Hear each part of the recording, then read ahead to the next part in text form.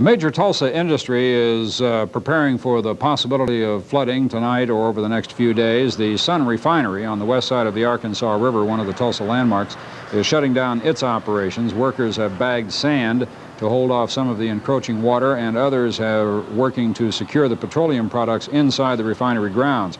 Part of the shutdown involves burning off some of the petroleum in flares.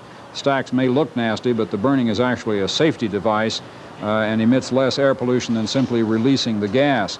Everyone is doing whatever they can to protect property, and these pictures are of the Burlington Northern Railroad, which has placed rail cars full of stone on the bridge near 11th Street to add weight and stability to the railroad bridge to try to protect it against the rushing water.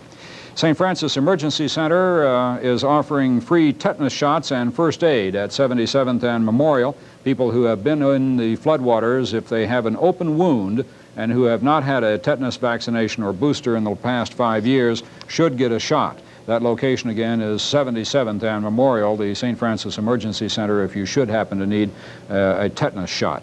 The community-wide ambulance service is offering free transportation to people who need to get out of the flooded areas. The number to call is 743-3933 for transportation help from community-wide ambulance service. Also, we'd like to make note of the fact that the City of Tulsa has set up a special hotline for flood victims. This line is for housing assistance and flood insurance questions. We'll try to repeat this line later on in the evening.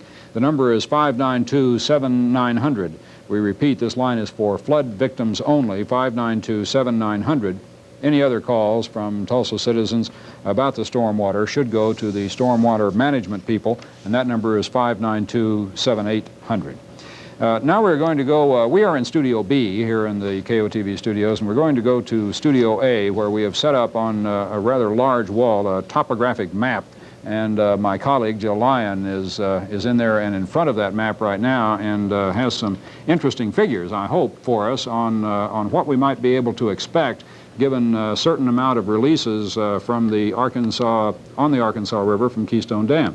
And Jill, I understand that we cannot talk back and forth, but at least you can hear me enough to tell me or to understand that you are on the air as of now. Yes, I do understand that. Thank you, Clayton. I've become something of a cartographer here in the last several hours. What we have here behind me is a U.S. Geological Survey map. Now, this is not a real new map. Some of the new construction in the Tulsa area is not on here. But what it is useful for is telling you the topography of the Tulsa area, the footage above sea level, and that's what we're working with here. This is 40 miles of the Arkansas River from the Keystone Dam up here behind me down to past Bixby, and we'll be getting to that, and let me explain to you what we're using it for. What we're looking at least right now, seems to be a between 10 and 15 foot flood over normal river levels. Now, this has not all been colored in yet, and for that I apologize. Hopefully we're going to get this all caught up, and we're going to be using this throughout to find out what areas are flooding. Right up in here, where we've gotten started, let me show this to you. The normal river bottom right through here, this is the Brookside area, roughly between 21st and 61st is what we have so far. The normal river bottom through here is about 620 feet above sea level. We have reports of flooding in this area, which is 631 to 635 feet above sea level. So again, we're talking about 10 to 15 feet above normal levels. The Corps of Engineers, as Joe mentioned over at the EOC, is talking about also getting some flooding down through here.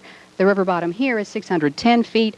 The topography in through this area, this is 71st, Lewis, Peoria, that area. We're looking at topography here at 625 feet. So again, about 15 feet of flood. As we move out a little bit, move downstream to Jenks, this is the area that we've been reporting is being evacuated. The river bottom here, about 600 feet. The topography here, 610 to 615 feet. Again, it all works out quite nicely. Still farther down, Bixby, the river bottom down here is 590 normally. And the topography, Wendy reported from the helicopter that this subdivision in through here has already been flooded. It's at about 605, so again, 15 feet.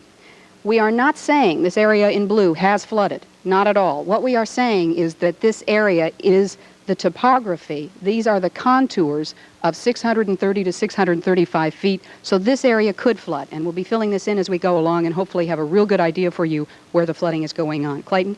All right, thank you very much, Jill. That concludes, to this hour at least, our special report on the latest of a series that we have been doing all day on the flooding that is going on in northeast Oklahoma, not only along the Arkansas here in Tulsa, but also, of course, along the Caney and Bartlesville, which may be the most intense of the flooding that we have at the current time. Let me briefly mention once again that the Army Corps of Engineers' latest release rate on the Arkansas River from Keystone Dam is 300,000 cubic feet per second. There is no indication that they are going to have to hold it at that. The latest figure that we heard of the water that was coming into Keystone was coming in at 25% higher than that, and that was 400,000 cubic feet per second from both the Cimarron and the Arkansas tributaries, and that due, of course, to those incredibly high rains in those watersheds earlier this week.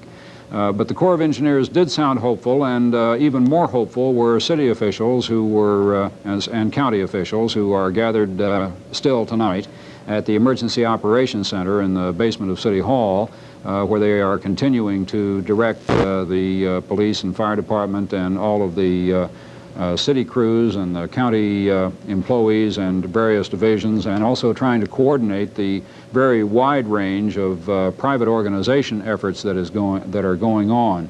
It is also worth noting that perhaps the thing that is of most importance in any kind of a situation like this is the incredible help that is offered from one neighbor to another, simply one person helping another in time of need. If it is no more than understanding, that is certainly appreciated. If it is physical help, that is appreciated, and in times like this can be life-saving. It is what makes a community worth living in. We will continue to cover this flood crisis that we have here in northeast Oklahoma. It is far from over, unfortunately. The indications are that it will go on for at least several days in this local area. But for now, our coverage is over, and we are going to resume our regular programming. Our next regularly scheduled roundup of this and other news is at 10 o'clock tonight. Until then, I'm Clayton Vaughn. Good night.